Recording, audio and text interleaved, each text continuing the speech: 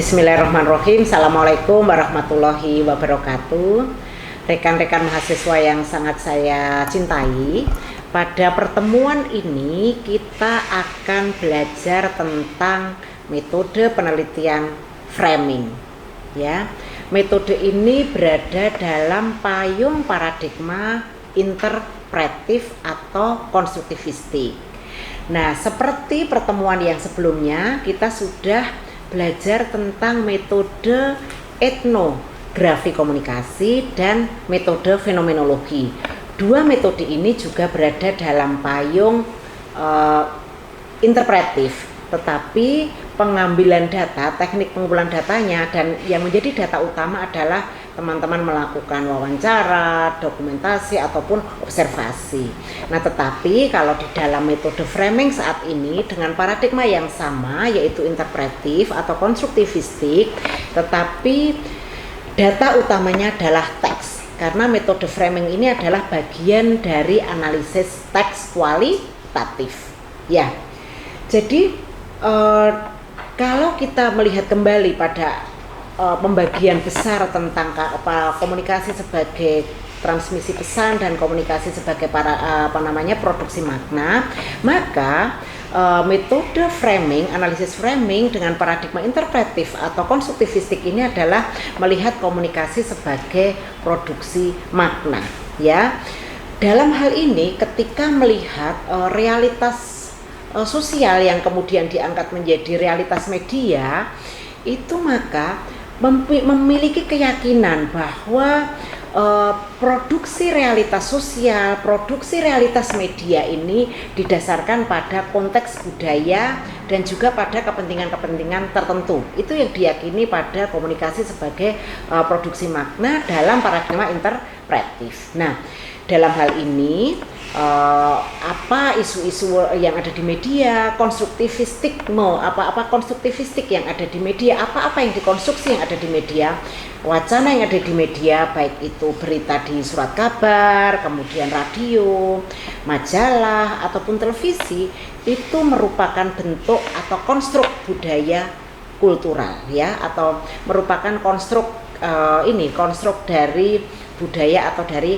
kultural seperti itu. Maka kemudian kita belajar tentang simbol-simbol yang dipakai, kemudian juga misalnya nanti gambar-gambar yang dipakai itu juga tidak terlepas dari kepentingan-kepentingan dari pemilik media atau juga dari jurnalisnya seperti itu, ya. Nah, dalam paradigma interpretif ini kita melihat bahwa sekali lagi media seperti saya sampaikan tadi, seperti entah itu berita-berita di televisi atau ada di majalah atau surat kabar. Nah, sekarang ini yang sedang ramai kan juga online, ya, media-media online itu ketika memahami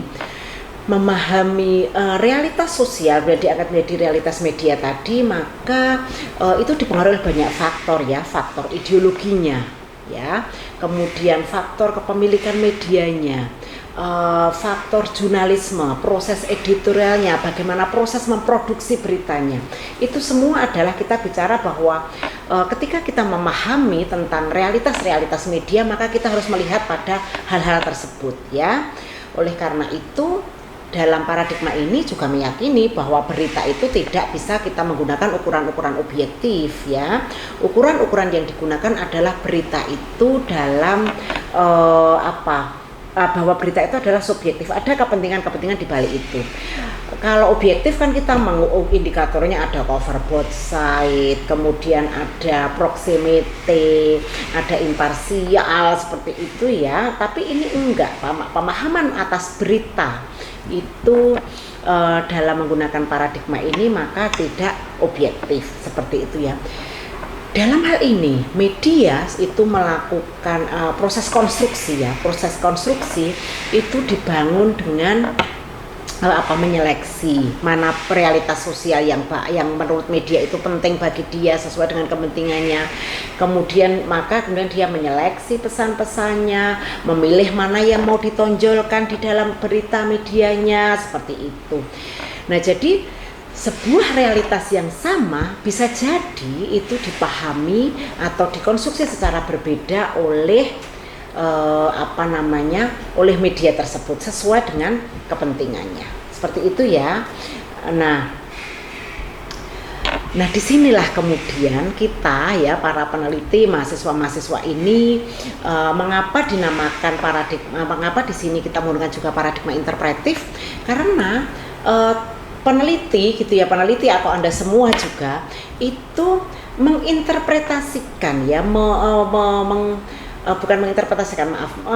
Di sini kita karena paradigma interpretif, Anda itu secara subjektif itu memaknai berita itu juga tentu akan berbeda dengan satu orang dengan yang lainnya, seperti itu. Itulah maka kemudian menjadi sangat penting sekali. Sekali lagi bukan interpretasi ya, tapi interpretif gitu ya. Interpretif itu kita juga memaknai atas berita-berita yang ada di dalam media tersebut. Nah, lalu apakah analisis framing itu ya? Biasanya kalau analisis framing itu digunakan untuk berita-berita yang bersifat sosial politik ya. Mungkin nanti akan saya berikan contoh-contohnya ya. Saya mungkin akan memberikan contoh dulu terhadap berita atau terhadap penelitian saya. Penelitian saya misalnya saya pada tahun 2015 waktu itu meneliti tentang bagaimana pengungsi Syria gitu ya, pengungsi Syria pada waktu itu setelah pasca Arab Spring 2011 gitu, kemudian terjadi juga gelombang migrasi dari Syria ke negara-negara Eropa gitu ya, gelombang migrasi dari Syria ke negara-negara Eropa seperti itu. Dan itu kemudian media juga memberitakan secara intensif ya, media juga memberitakan secara intensif baik di tingkat nasional maupun di tingkat internasional seperti itu. Nah kemudian saya pengen melihat sih sebenarnya dua media nasional kita itu bagaimana mereka memframe sebuah realitas yang sama. Realitas sama adalah apa? Terjadinya gelombang besar-besaran ya pengungsi Syria ke Eropa seperti itu. Nah kemudian bagaimana media online Kompas dan kemudian di sini adalah Republika memframing atas peristiwa itu. Nah, itu menjadi menarik ya setelah hasil penelitian menunjukkan bahwa ternyata gitu ya kalau harian Republika menyatakan, karena pertanyaan-pertanyaan waktu itu adalah mengapa sih negara-negara Timur Tengah ya, Gulf gitu ya, negara-negara di Timur Tengah itu tidak banyak memberikan, tidak menampung pengungsi-pengungsi Syria, padahal kan secara geografis dekat, secara kultural juga dekat seperti itu. Nah, kalau saya lihat pemberitaan Republika itu menyatakan bahwa negara-negara Timur Tengah sudah menampung, bahkan sudah memberikan donasi kepada kepada pengungsi-pengungsi Syria. Tetapi media Kompas memberitakan bahwa mengapa sih pengungsi-pengungsi Syria itu tidak mengungsi di negara-negara Timur Tengah, dan juga kenapa tidak sangat welcome sekali terhadap pengungsi-pengungsi dari Syria gitu. Bahkan mengapa justru negara-negara Eropa yang welcome terhadap pengungsi-pengungsi Syria. Pemberitaannya seperti itu, diframe seperti itu oleh kedua media. Berbeda kan, padahal peristiwanya sama. Apa peristiwanya? Adalah terjadinya gelombang besar-besaran pengungsi Syria ya, karena terjadi konflik yang sangat luar biasa di Eropa. Dan bahkan juga sertai dengan gambar-gambar ya, dengan gambar-gambar atau foto-foto misalnya kalau di Kompas itu berita-berita ada gambar yang menunjukkan bagaimana welcome refugees. Wah, seperti itu, betapa keramahan orang-orang Eropa, negara-negara Eropa terhadap pengungsi. Juga kalau yang Republika gambarnya adalah negara-negara Arab yang juga menunjukkan mereka menerima pengungsi-pengungsi Syria. Itu saya menggunakan modelnya Robert Enman ya. Nah, lalu itu sebenarnya gambaran tentang analisis framing ya, yaitu analisis yang memusatkan perhatian pada bagaimana media mengemas dan membingkai berita. Sebuah peristiwa yang sama tapi dikemas dan dibingkai secara berbeda oleh media. ya. Yaitu prosesnya seperti apa? Framing itu adalah proses yang dilakukan dengan memilih peristiwa tertentu untuk diberitakan, ya, dan menekankan pada aspek tertentu dari peristiwa tersebut, ya, melalui kata-kata, melalui gambarnya, melalui kalimat, aksentuasi, bahkan kerangka-kerangka tertentu yang digunakan oleh masing-masing media, seperti itu. Nah, contoh-contoh yang bisa kita gunakan, misalnya framing-framing apa yang kemudian bisa kita teliti, misalnya kalau dalam peristiwa ini, ya, misalnya sekarang ketika terjadi investasi terhadap kelapa sawit, misalnya perkebunan kelapa sawit, kan banyak yang menolak dan menentang. Nah, bagaimana kemudian media memberitakan tentang itu, karena pasti akan ada kerangka tertentu, ya. Kemudian misalnya peristiwa kemarin, ya, KLB Demokrat. Nah, gimana sih media juga memberitakan tentang kasus KLB Demokrat, seperti itu. Atau mungkin peristiwa pilkada, peristiwa pileg, ya, atau pilpres, seperti itu. Atau bahkan kemarin ketika peristiwa demo di Gejayan, ya, peristiwanya adalah mahasiswa demo, tapi media kan akan membingkai secara berbeda. Ada yang membingkai itu tidak konstitusional, ada yang membingkai itu adalah konstitusional, seperti itu. Nah, itu adalah isu-isu yang kemudian kita bisa lihat bagaimana media membingkai atas sebuah realitas sosial yang sama menjadi realitas media. Oke, sekarang kita masuk kepada model-model. Ada 3, kita akan berdiskusi meskipun mungkin banyak model, ya, tapi kita di sini akan belajar 3 model. Yang pertama modelnya Sondang Pan Konsiki.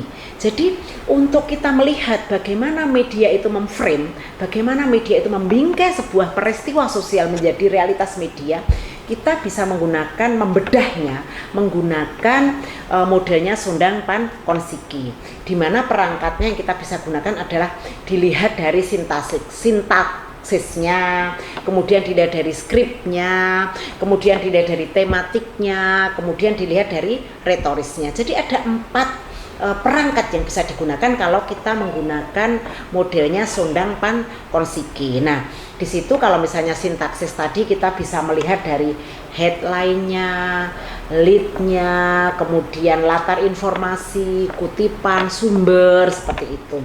Kalau dari sisi skripnya, kita tadi bisa lihat beritanya lengkap atau tidak, 5W 1H atau tidak, seperti itu. Termasuk tadi, ya, tematiknya dan juga retoris. Retoris di sini adalah leksikonya, grafis, metaforanya, seperti itu, termasuk idiom-idiom yang digunakan dan gambarnya, ya. Nah, model yang lain yang bisa kita gunakan itu adalah modelnya dari Robert Inman, ya. Robert Inman itu ada 4 perangkat yang dia gunakan untuk membedahnya, untuk membedah berita tersebut. Yang pertama adalah define the problem. Bagaimana media itu mendefinisikan masalah tersebut. Misalnya peristiwa pemboman gereja yang ada di Makassar. Nah, sebuah peristiwa yang sama nanti akan dibingkai secara berbeda. Bagaimana sih, dianggap seperti apa? Misalnya diberitakan bahwa itu yaitu kelompoknya JAD, misalnya, ya, kelompok teroris yang sedang memang melakukan aksinya. Mungkin ada media yang memberitakan bahwa itu karena kesenjangan kemiskinan yang terlalu kemiskinan, atau dibingkai dengan cara bahwa ini adalah orang gila yang melakukan orang yang memang ingin melakukan itu, tidak dikaitkan dengan kelompok tertentu secara personal, gitu. Itu media mungkin akan membingkai secara beragam. Peristiwanya sebenarnya sama. Nah, itu kan karena faktor-faktor kerangka tertentu, ada faktor ideologi, ada faktor jurnalisme juga, jurnalisnya, gitu, ya, faktor jurnalis, seperti itu. Kemudian juga perangkat yang kedua yang digunakan oleh Robert Inman adalah diagnosis causes, atau memperkirakan masalah atau sumber masalahnya apa. Ketika peristiwanya seperti itu, media memberitakan seperti itu, maka dia harus membuat logis definisi tadi dengan cara dia akan menuliskan faktor-faktor yang menyebabkan masalah tersebut itu apa? Itu bagaimana akan bisa dilihat di dalam pemberitaannya. Kemudian faktor elemen yang ketiga adalah make moral judgment, atau bagaimana media itu membuat keputusan moral atas sebuah peristiwa yang sudah dibingkai tadi. Nilai moral apa yang disajikan untuk menjelaskan masalah tersebut, ya. Jadi nilai moral apa misalnya juga untuk mendelegitimasi atau bahkan melegitimasi peristiwa tersebut yang sudah didefinisikan oleh media. Dan akhirnya perangkat yang keempat yang digunakan oleh Robert Eddman adalah treatment recommendation. Jadi menekankan pada penyelesaiannya, bagaimana media itu memberitakan, bagaimana peristiwa itu diakhiri oleh media. Maksudnya ya, diberitakan oleh media bagaimana dia akan memberikan rekomendasi-rekomendasi, ya, penyelesaian apa yang ditawarkan oleh media untuk mengatasi masalah tersebut, atau jalan apa yang ditawarkan dan harus ditempuh untuk mengatasi masalah tersebut. Nah, ini perangkat yang digunakan oleh Robert Eddman. Nah, kemudian model yang ketiga yang ingin kita dipelajari di sini rekan-rekan mahasiswa adalah modelnya Jameson and Modigliani. Jameson and Modigliani membagi dua perangkat besar, yaitu framing devices, yaitu perangkat framing, dan yang kedua adalah reasoning devices, yaitu perangkat penalaran. Nah, untuk framing devices seperti halnya Robert Eddman, modelnya Jameson ini dia juga membagi ke dalam beberapa perangkat. Kita bisa melihat dari metafor yang digunakan oleh media, metafor-metafor yang ada di situ, kemudian juga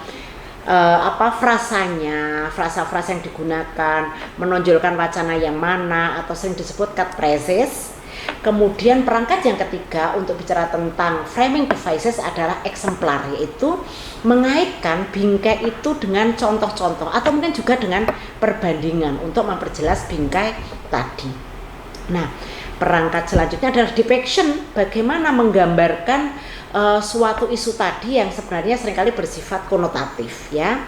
Nah, yang juga penting bagi model Jameson ini adalah visual image, ya, bagaimana grafisnya, kemudian mungkin data-datanya, gambar-gambarnya itu ditampilkan di situ, ya. Itulah yang kemudian di modelnya dari Jameson, ya. Nah, kemudian untuk reasoning devices kita juga yang B tadi ada dua, ya, framing devices dan reasoning devices. Kalau reasoning devices atau perangkat penalaran tadi ada dua, melihat pada appeal to prinsip, yaitu premis dasar atau klaim-klaim moral yang digunakan oleh media tersebut, dan juga hampir sama dengan Eddman tadi juga ada konsekuensi apa yang ditawarkan oleh media. Itu modelnya Jameson. Nah, penting ketika melihat analisis framing setelah kita mempelajari tiga model tadi adalah yang saya sampaikan di awal tadi, bahwa ketika media memberitakan atau membingkai dengan kasus tertentu kan dia menggunakan kerangka tertentu atau faktor-faktor tertentu. Nah, Anda penting untuk membaca bukunya Mediating the Message, ya, bukunya Schumacher and Rees gitu. Saya kira ini buku yang sangat bagus meskipun sudah tahun 2000-an dipublikasikan, tetapi ini masih sangat kontekstual sekali untuk kita gunakan sebagai referensi. Di situ dijelaskan tentang faktor-faktor apa yang mempengaruhi pemberitaan. Ada faktor ideologi, ada faktor kepemilikan media. Jadi faktor ideologi itu akan mempengaruhi bagaimana media membingkai sebuah peristiwa tadi. Misalnya kalau di tingkat internasional Al Jazeera mungkin beda dengan CNN, beda dengan NHK, beda dengan ABC misalnya. Atau kalau di Indonesia misalnya nanti antara media Indonesia berbeda dengan Kompas, berbeda dengan Republika, dari si ideologinya. Terus kepemilikan media, siapa orang yang memiliki media, itu juga akan menjadi faktor bagaimana media membingkai sebuah realitas sosial menjadi realitas media. Faktor ekonomi, termasuk faktor itu adalah iklan, kegiatan CSR, itu juga akan mempengaruhi bagaimana media membingkainya. Rutinitas media dan juga latar belakang dari wartawan-wartawannya. Itu teman-teman mahasiswa sekalian, secara singkat kita sudah belajar tentang analisis isi kualitatif dengan menggunakan analisis teks, yaitu metode framing ya. Apa itu metode framing, kemudian apa faktor-faktor yang mempengaruhi, dan 3 model yang sudah diperkenalkan, yaitu modelnya Sundan-Pankowski, modelnya Robert Inman, dan modelnya Jameson and Modigliani. Demikian ya mahasiswa sekalian. Sekarang kita akhiri dengan membaca hamdalah. Alhamdulillahirabbil alamin. Terima kasih, semoga mempermudah Anda untuk mempelajari metode analisis framing. Assalamualaikum warahmatullahi wabarakatuh.